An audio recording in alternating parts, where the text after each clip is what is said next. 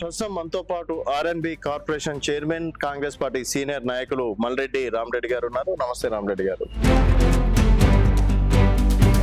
Elections రావాలి, కాంగ్రెస్ పార్టీని ప్రజలే బొందబెడతారు, అది దగ్గరలోనే ఉంది, అది తొందరలోనే ఉందని కేసీఆర్ నిన్న ఇచ్చినటువంటి స్టేట్మెంట్ అండి.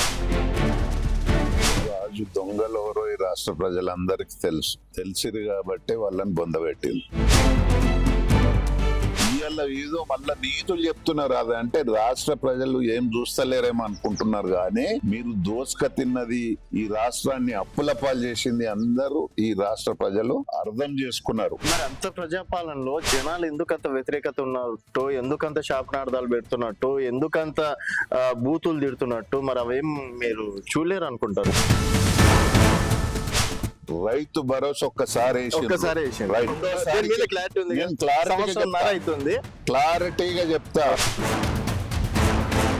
ఈ రాష్ట్రాన్ని దోసుక తిన్న దాంట్లో నంబర్ 1 దొంగలు ఈ బీఆర్ఎస్ వాళ్ళు. ఇంత అధ్వాన పరిస్థితిలో కూడా రేవంత్ రెడ్డి గారు ముఖ్యమంత్రి అయినాక రోజుకు 18 గంటలు కష్టపడి 3 రంగుల జెండా బట్టి సింగమోలే కదిలినాడు ఒక్కరో కాంగ్రెస్ సూర్యుడు మన రేవంత్ అన్న. అన్నగారిదండి ఈరోజు స్టేట్మెంట్ చూసిన, అంటే ఒకవేళ మంత్రి పదవి రాకపోతే రాజీనామా చేస్తా అన్నట్టు ఏదో ఫ్లోలో మాట్లాడారా, మరి నిజమా తెలియదు. ఎందుకు అనుకోవచ్చు అసలు? రాజీనామా చేస్తా అని కాదు,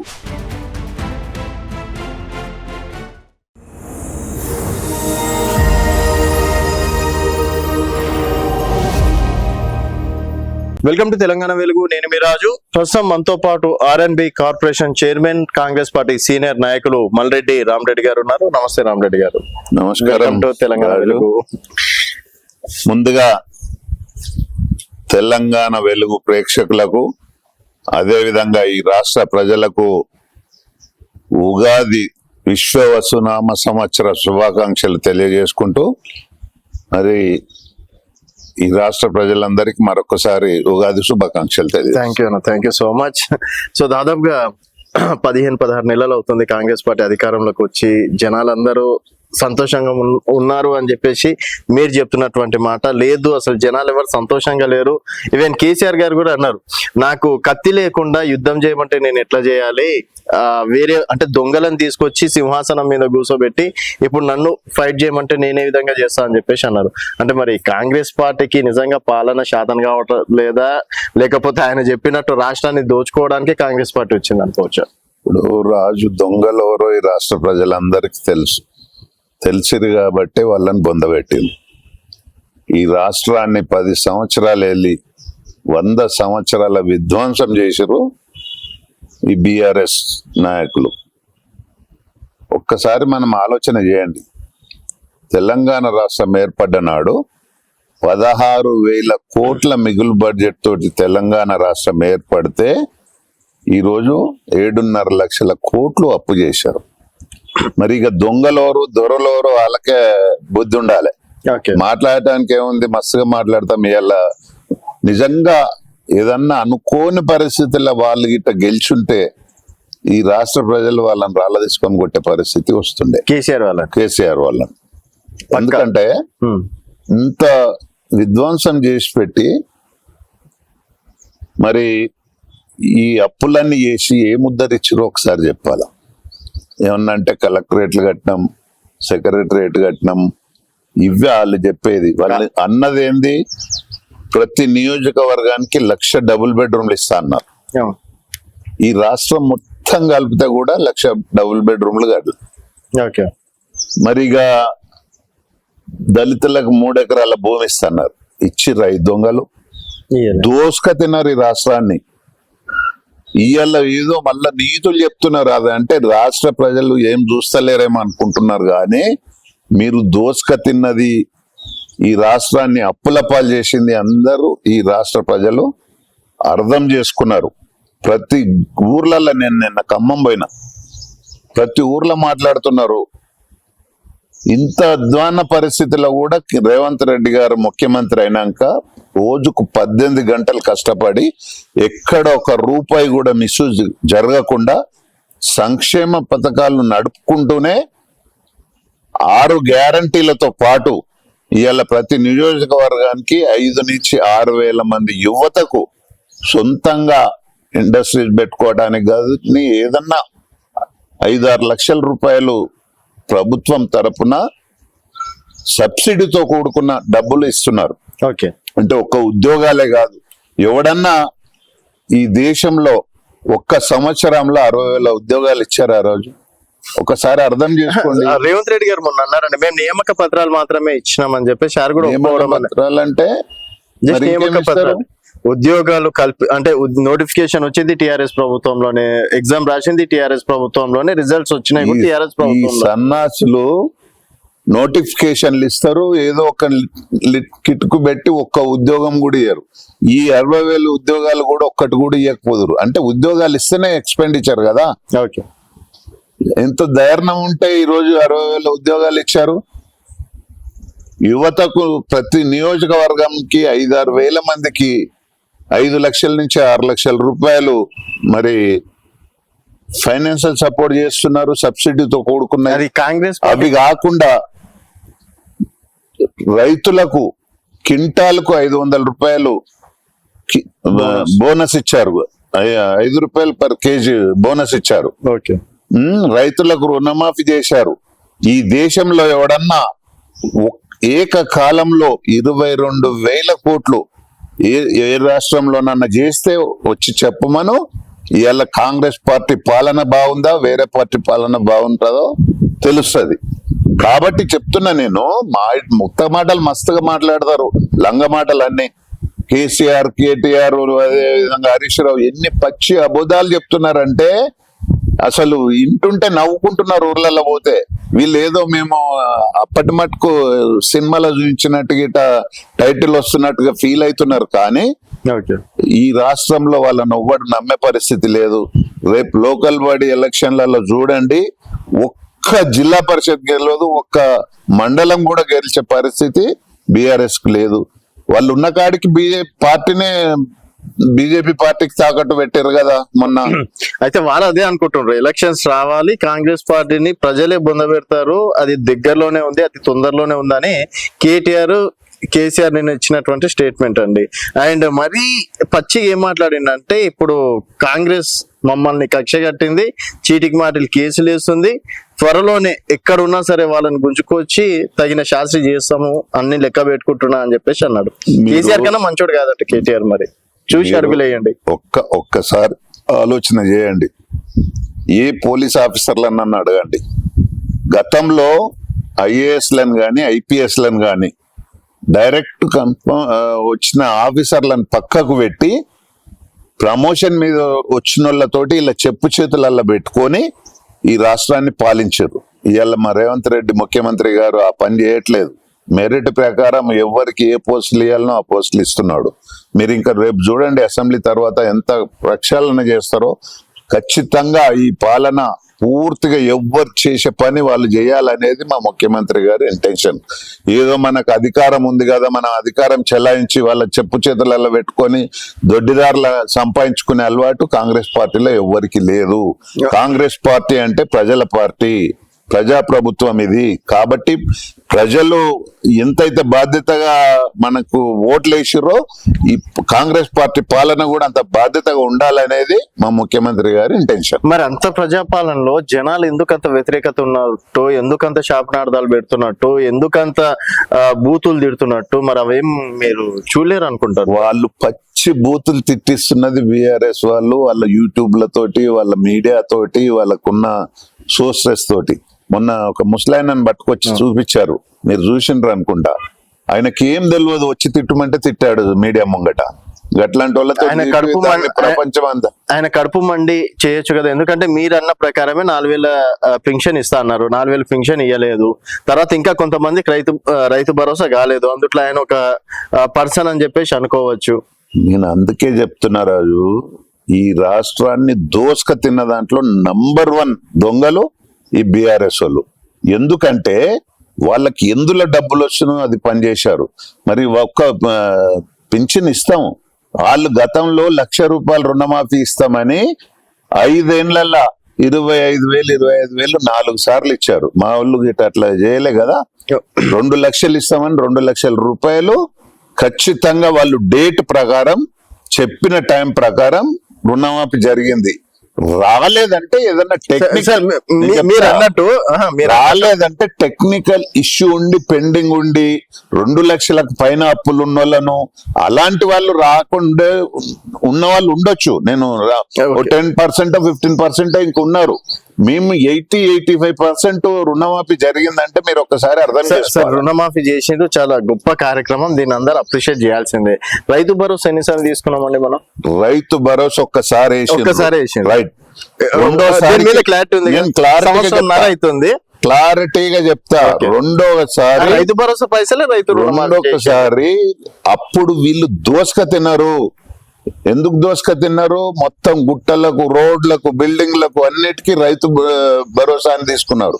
అవన్నీ ప్రక్షాళన చేయటానికే మా ముఖ్యమంత్రి గారు పర్ఫెక్ట్ గా ఎవరైతే వ్యవసాయం చేస్తుండ్రో వాళ్లకు రైతు భరోసా ఇవ్వాలి. ఎవరైతే కష్టపడి పంట పండిస్తుర్రో క్వింటాల్కి 500 రూపాయలు బోనస్ ఇస్తే ఒక్కొక్క రైతుకి ఎకరాకి 15 నుంచి 20,000 రూపాయలు వస్తున్నాయి.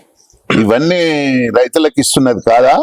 ఇవన్నీ పచ్చి అబద్ధాలు వీళ్ళు టిఆర్ఎస్ వాళ్ళు చెప్తున్నాయే తప్ప ఎవ్వడు రైతులు హ్యాపీగా ఉన్నారు, బ్రహ్మాండంగా ఉన్నారు. ఇవాళ రైతులకు ఎంత సపోర్ట్ చేస్తుంటే రుణమాఫీ జరిగింది, క్వింటాల్కు 500 రూపాయలు బోనస్ దొరికింది. అదే విధంగా రైతు భరోసా ఒకసారి వేసిరు, రెండోసారి ఇప్పుడు వేస్తున్నారు. ఇన్ని అప్పులు, ఇన్ని కష్టాలల్లో ఇంత విధ్వంసం చేసిన ఈ ప్రభుత్వాన్ని కూడా గాడిలో పెట్టుకుంటా అన్ని సంక్షేమ పథకాలు చేసుకుంటూనే చెప్పని స్కీములు ఇచ్చుకుంటా ఈ రోజు ఈ ప్రభుత్వం నడుస్తుంది. ఇంతకంటే బ్రహ్మాండంగా నడిపేటోళ్ళు ఎవరు లేరు. అదే కేసీఆర్ అయితే ఇంకొక 2 పెగ్గులు ఎక్కువ కొట్టుకొని ఫామ్ హౌస్ వండుకుంటుండే. ఒక్కరోజు కూడా మొక్కలు బయట చూపించకపోతుండ్రి. మంత్రులు వాళ్ళ ఎంజాయ్మెంట్ వాళ్ళు చేస్తుండ్రి. మా మంత్రులు, మా ముఖ్యమంత్రి గారు రోజుకు 18 గంటలు ప్రజల మధ్యన ఉంటున్నారు. వాళ్ళని అడుగుతుంటే న్యాచురల్ గా ఎవరు అందుబాటులో ఉంటే వాళ్ళని అడగడంలో తప్పు లేదు కదా. ప్రజలు మనల్ని అడగకపోతే ఇంకోరిని అడుగుతారు. వాళ్ళు ఎన్నుకున్న ప్రజాప్రతినిధులను, ఎమ్మెల్యేలు అందుబాటులో ఉంటున్నారు, మా మంత్రులు అందుబాటులో ఉంటున్నారు. మా ముఖ్యమంత్రి గారు డైలీ ఎంతమంది వస్తే అంతమందిని కలుస్తున్నాడు. ఇంతకంటే పాలన వాళ్ళకి మాకు పొంతనే కదండి. వాళ్ళు చేసిన ఈ రాష్ట్రాన్ని నాశనం పట్టించిన దాంట్లో నంబర్ 1 అన్ని గతంలో తెలుగుదేశం వచ్చింది, లేకపోతే ఇంకా ఎప్పుడు కూడా ఇంత విధ్వంసము ఈ సమైక్య ఆంధ్రప్రదేశ్ లోనే 60 ఏళ్ళు మనకు అది స్వతంత్రం వచ్చినాక 65 ఏళ్ళు అయినా గానీ 60,000 కోట్లు అప్పు చేయలే. ఇలా ఈ 10 ఏళ్లల్లా 60 సంవత్సరాల లేని 10 ఏళ్లల్లా మిగులు బడ్జెట్ తోటి ఇచ్చిన దానికి 7.5 లక్షల కోట్లు అప్పు అవ్వైనాయి. అది కాకుండా అంటే మళ్ళా వచ్చే డబ్బులేమో 2 సంవత్సరాల దాకా రావాల్సిన అన్ని తీసేసుకున్నారు. ఇచ్చేటివేమో ఇంకా 6 సంవత్సరాలు. ఇప్పుడు ఫీజు రియంబర్స్మెంట్ ఉంది, 4.5 సంవత్సరాల నుంచి ఫీజు రియంబర్స్మెంట్ ఇవ్వలేదు రాజు. 3 సంవత్సరాలు ఉంటుంది. 4.5 సంవత్సరాల నుంచి కాలేజీలలో ఎవ్వరినన్నా బల్కరి 4.5 సంవత్సరాల నుంచి ఫీజు రియంబర్స్మెంట్ ఇవ్వలే. ఇవన్నీ ఇంత విధ్వంసం చేసి పబ్బం గడుపుకొని బయటపడి దోసుక తిన్నారు ఈ రాష్ట్రాన్ని తప్ప వాళ్ళు ఈ రాష్ట్రానికి ఉద్ధరించింది ఏమీ లేదు. కేసీఆర్ ఎంతసేపు నేనేదో తెలంగాణ గురించి కొట్లాడిన, తెలంగాణ గురించి నువ్వు ఒక్కడి కొట్లాడలే. ఉన్న 1-2 ఎంపీలు ఉంటే ఇంట్లో వండుకున్నారు తెలంగాణ గురించి కొట్లాడిన రోజు. వీళ్ళు పోయి అడగను కూడా అడగలే. ఈడ ఎవరైతే సకల జనులు సమ్మెలు చేస్తుంటే, సకల జనులు కొట్లాడుతుంటే ముంగట పోయి ఫోటోలు దిగిరు తప్ప వాళ్ళు తెలంగాణ తెచ్చిన దాంట్లో వాళ్ళకి ఏ మాత్రం బాధ్యత లేదు. ఇప్పుడు 7.5 లక్షల కోట్లు అప్పు చేసిండ్రు. మీరు సంవత్సరంన్నరలోనే 150,000 కోట్లు, 158,000 కోట్లు. సో వాళ్ళు గట్టించిన దాంట్లో కాళేశ్వరం ఒకటి ఉంది. సరే, అది మంచో చెడో పక్కన పెడితే కాళేశ్వరం కావచ్చు, పాలమూరు ఎత్తిపోతల పథకం కావచ్చు, అంతో 30,000 కోట్ల ప్రాజెక్టును, కాళేశ్వరాన్ని 30,000 కోట్ల ప్రాజెక్టును 150,000 కోట్లకు తీసుకుపోయిండ్రు వీళ్ళు దోసుకుంటానికి. అది మొత్తం అంటే ఏమైందో కాళేశ్వరం మీకు తెలుసు. నా ప్రభుత్వం రాకముందు వాళ్ళు ఉన్నప్పుడే కదా కూలిపోయింది. మొత్తం ప్యాచ్ వర్క్ చేస్తూ సెట్ అయిపోయేదాన్ని. కేసీఆర్ కి పేరు వస్తుంది అని చెప్పేసి ప్రజలని ఈ ఎండాకాలంలో రైతులు గోసపడేటట్లు, పంటలు ఎండిపోయేటట్లు చేస్తుంది రేవంత్ రెడ్డి గారే. అది కూడా కావాలని రాజు, కేసీఆర్ మీద కోపంతో. రాజు, కేసీఆర్ ఉన్నప్పుడే ఆ కాళేశ్వరం కూలిపోయిందా? ఆ కాళేశ్వరం ప్రాజెక్టు లేకుండానే ఈ రోజు ఈ రాష్ట్ర చరిత్రలో ఎప్పుడు పండనన్ని ప్యాడి పండింది. ఎట్లా పండింది? కాళేశ్వరం ఏం అవసరం ఉండే? ఏం ఉద్ధరించారు కాళేశ్వరం తోటి? వీళ్ళు దోసుకుంటందుకు తప్ప.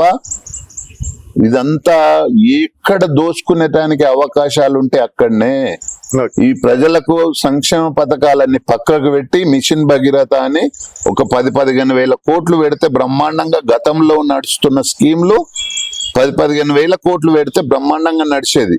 అట్లాంటి దానికి 1,00,000 కోట్లు పెట్టారు. కలెక్టర్ ఆఫీసు లేకుండానా, సెక్రటరేట్ లేకుండానా, ఇవన్నీ మనకు ఎక్కడన్నా ఇబ్బంది ఎక్కడుండే? కొన్ని కొత్త జిల్లాలు ఏర్పడ్డదానికి కడితే అర్థం ఉండే. అవన్నీ పోని అట్లన్నీ లెక్కలు పెట్టుకున్నా గానీ ఒక 50,000 కోట్లు ఈ ఇన్ఫ్రాస్ట్రక్చర్ కట్టి ఉంటారు. మిగతా అన్ని ఎవడే మంది తిన్నారు వీళ్ళు.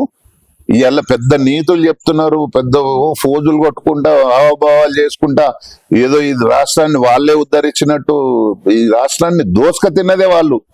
ఇంకా వాళ్ళకు మళ్ళా రాజకీయ భిక్ష పెట్టడానికి ఈ రాష్ట్ర ప్రజలు రెడీ లేరు. మీకు పరిపాలన చేయడం అంటే శాతం వాళ్ళు అంటున్నటువంటి భాషను యూజ్ చేస్తున్నారు. శాతం కాక ఎప్పుడైనా సరే నిద్రల కేసీఆరే, పండుకున్న కేసీఆరే, లేచిన కేసీఆర్ దోచుకుంటూ ఒక్క మాటతోటి ఇంకా 5 సంవత్సరాలు నడిపిస్తారా ప్రభుత్వం? కాదు రాజు, అంటే మీరు చేస్తున్నటువంటి అభివృద్ధి కన్నా కేసీఆర్ ని తిడుతున్న మాటలు ఉన్నాయి ఇక్కడ. నీకు అడిగింది రైట్.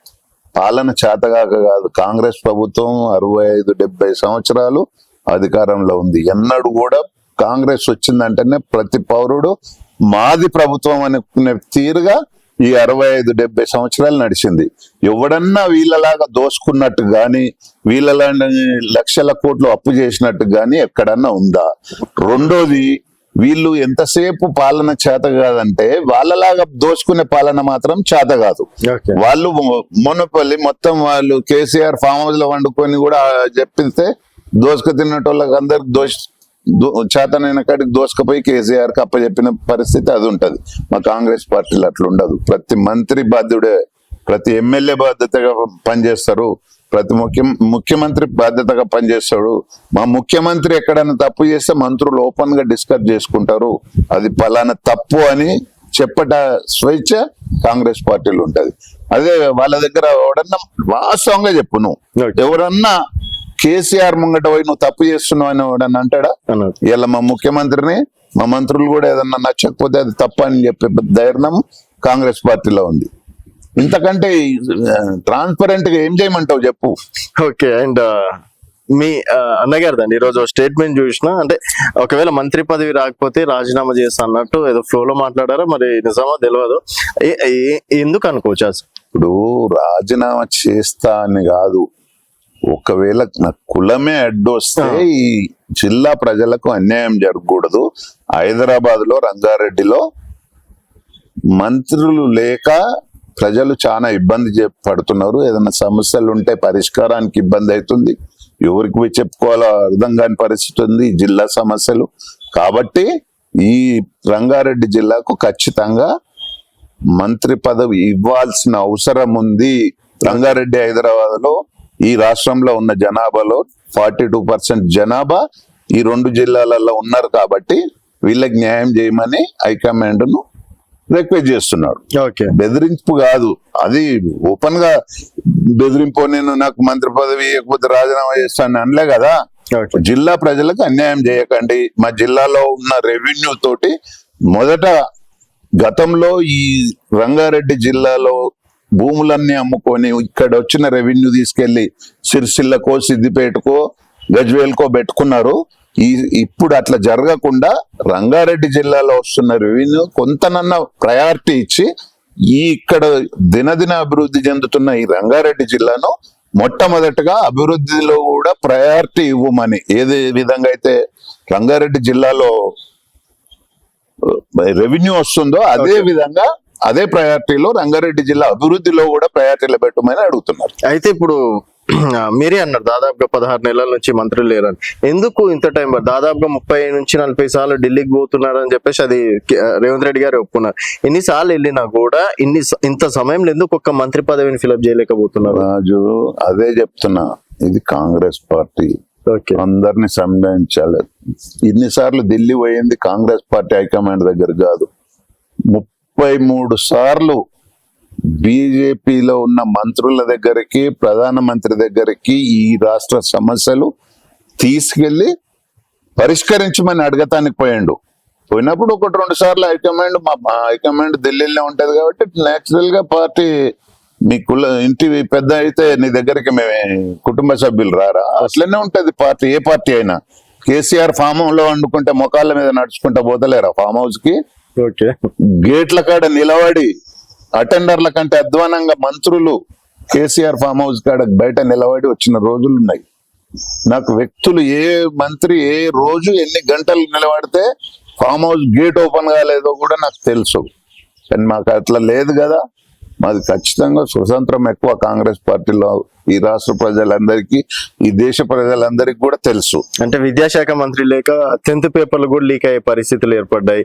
అండ్ సరైన హోమ్ మినిస్టర్ లేక ఈవెన్ MMTS ట్రైన్ లో కూడా అత్యాచార ఘటన అండ్ క్రైమ్ రేట్ కూడా 22% పెరిగిందని ఈ రోజు అసెంబ్లీలో జరిగినటువంటి చర్చ. ఇప్పుడు రాజు విద్యాశాఖ లేక కార్మిక శాఖ. మా ముఖ్యమంత్రి గారు అందుకే రోజు 18 గంటలు పనిచేస్తున్నారు. అంటే ఒక్కొక్క శాఖకి ఒక్కొక్క గంట. ఒక్కొక్క శాఖకు ఒక్కొక్క గంట కాదు. అయినా న్యాచురల్ గానే ఈడ బయట ఏం మాట్లాడుకుంటారో వీటిని పట్టించుకోడు. మనం ఏం చేయాలి, రేపు భవిష్యత్ ఏంది, ఈ రాష్ట్ర ప్రజలకు ఏం చేస్తే న్యాయం జరుగుతుంది అనేదే ఆయన మొదటి నుంచి మేము 10 సంవత్సరాల నుంచి ఆయన దగ్గరుండి చూస్తున్నాం కాబట్టి ఎంతసేపు ఆయన ఈ రాష్ట్రం ఎట్లా బాగుపడాలా, ఈ రాష్ట్రం ఈ దేశంలోనే నెంబర్ 1 రాష్ట్రంగా ఎట్లా ఉంచాలి అనేదే ముఖ్యమంత్రి గారి ఆకాంక్ష. అలాంటి పరిస్థితుల్లో ఎక్కువ టైం అంటే ఒక్క శాఖల మీదనే కాకుండా ఓవరాల్ గా ఈ రాష్ట్ర అభివృద్ధి కొరకు ఆలోచన చేస్తాడు. పక్క అభివృద్ధి. మరి మధ్యలో 20% 30% కూడా రూమర్స్ వచ్చినాయి. ఏంటి? డిప్యూటీ సీఎం గారి మీదనే 20% తీసుకుంటేనే పనులు. రూమర్స్ రావడానికి ఏముంది రాజు, రూపాయి ఉంటే కదా రూమర్స్ గురించి ఆలోచించేది. డబ్బులు లేక సస్తున్నారు ఇప్పుడు, దానికి ఇంకా రూమర్ గురించి ఆలోచించేది.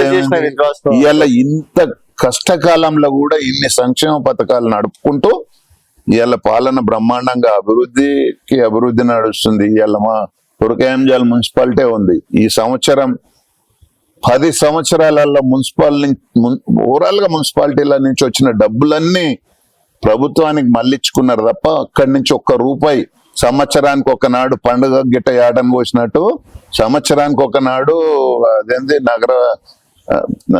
పట్టణ ప్రగతి అను పల్లె ప్రగతి అను ఇయర్లీ వన్స్ డబ్బులు ఇచ్చారు. ఇవాళ కాంగ్రెస్ పార్టీ ఎట్లా కాదు, ఒక్క తురకాయంజాల్ మున్సిపాలిటీకే ఈ 1 year లో 200 కోట్లు వచ్చినాయి. అంటే అక్కడ అభివృద్ధి జరుగుతుంది, అక్కడి నుంచి రెవెన్యూ వస్తుంది కాబట్టి అవి రిటర్న్ ఇచ్చేస్తున్నారు. ఆ విధంగా పాలన. అంటే ఎగ్జాంపుల్ చెప్తున్నా, నేను ప్రాక్టికల్ గా దగ్గరుండి చూసినా కాబట్టి నేను అది ఖచ్చితంగా చెప్పగలుగుతున్నా. నీకు ఏ రికార్డ్ అంటే ఆ రికార్డు ఇస్తాను. 200 కోట్లు ఒక్క సంవత్సరంలో 1,00,000 మంది ఉన్న ఒక్క మున్సిపాలిటీకి వచ్చినాయంటే కాంగ్రెస్ ప్రభుత్వంలో అభివృద్ధి విషయంలో ఏ రకంగా డబ్బులు వస్తున్నాయో ఒకసారి ఆలోచించాలి. అండ్ ఇప్పుడు కాంగ్రెస్ పార్టీ చేసినటువంటి అతిపెద్ద అచీవ్మెంట్స్ అనుకోవచ్చు, బీసీ కులగణన అలాగే ఎస్సీ వర్గీకరణ మీ గవర్నమెంట్ హయాంలో చేయడం అనేది జరిగింది. దాన్ని పబ్లిసిటీ చేయడంలో ఫెయిల్యూర్ అవుతున్నారా, లేకపోతే జనాలు అందరూ ఓకే యాక్సెప్ట్ చేయడం అనేది జరిగింది అనుకోవచ్చు? ఇప్పుడు బీఆర్ఎస్ కు కాంగ్రెస్ కు అదే తేడా. అదే కాంగ్రెస్ 100% చేస్తే 10% పబ్లిసిటీ చేసుకోరు. అదే బీఆర్ఎస్ వాళ్ళు 10% చేస్తే 100% పబ్లిసిటీ చేసుకుంటారు. వాళ్ళకు మొత్తం ఈడ అభివృద్ధి అది అంటారు కదా మన ఊర్లల్లో, చారాన కోడికి బారాన గరం మసాలా, ఆ టైప్ బీఆర్ఎస్. కాంగ్రెస్ కి అట్లా ఉండదు కదా.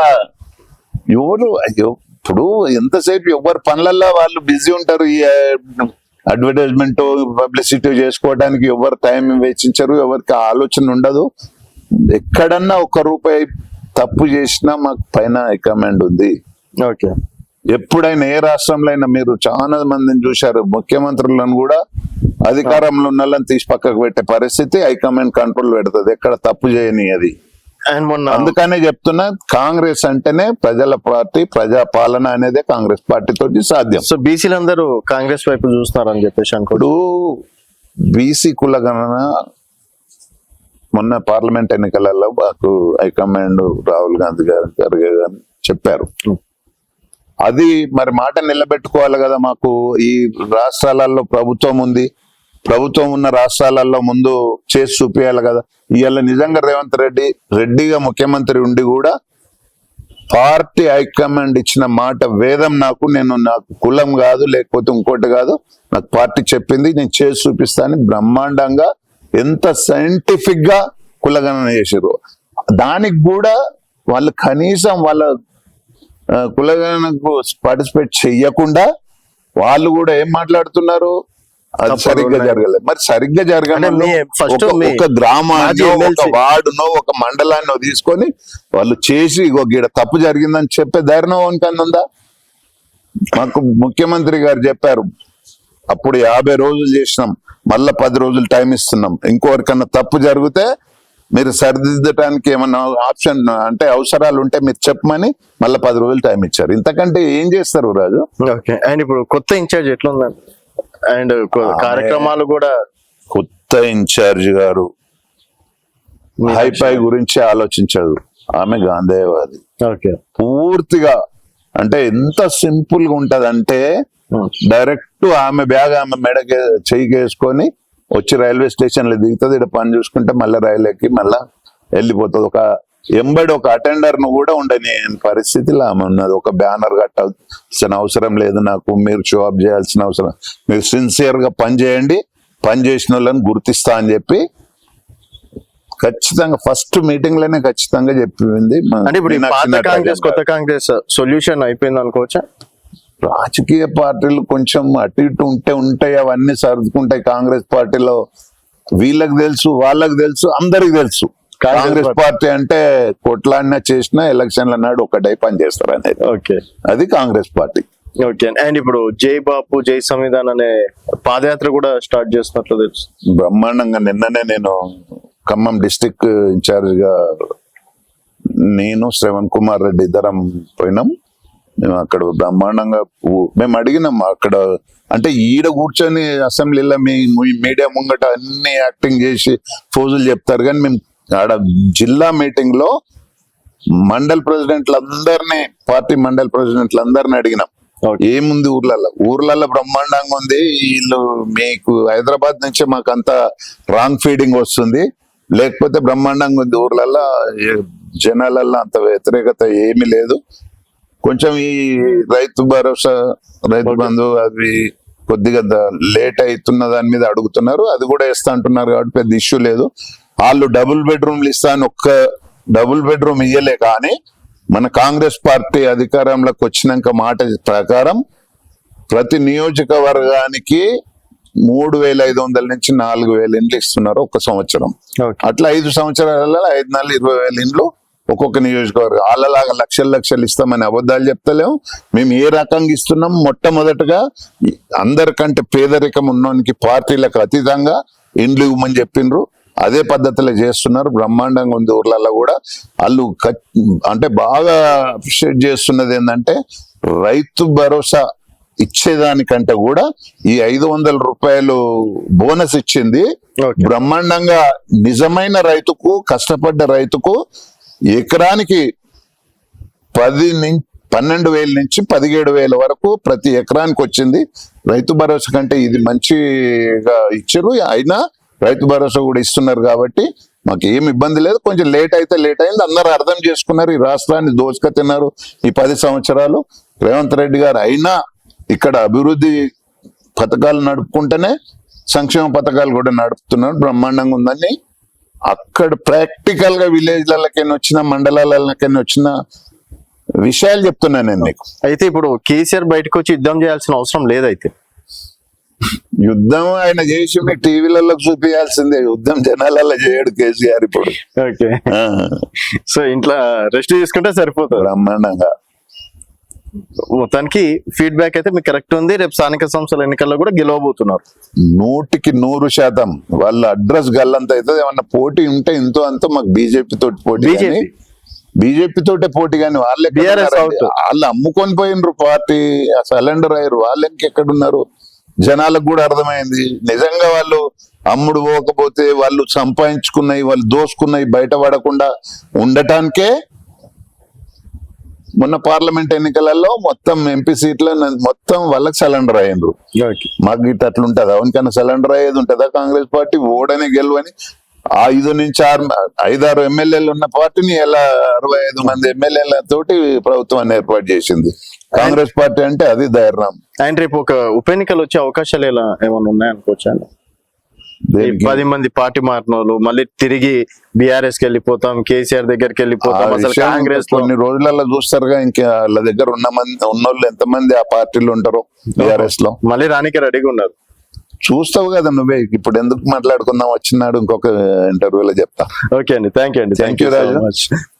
సో ఉగాది శుభాకాంక్షలు అండి మీకు కూడా. Thank you. సో ఇది మల్రెడ్డి రామరెడ్డి గారితో స్పెషల్ ఇంటర్వ్యూ. మరొక గెస్ట్ తో మళ్ళీ కలుద్దాం. చూస్తూనే ఉండండి తెలంగాణ.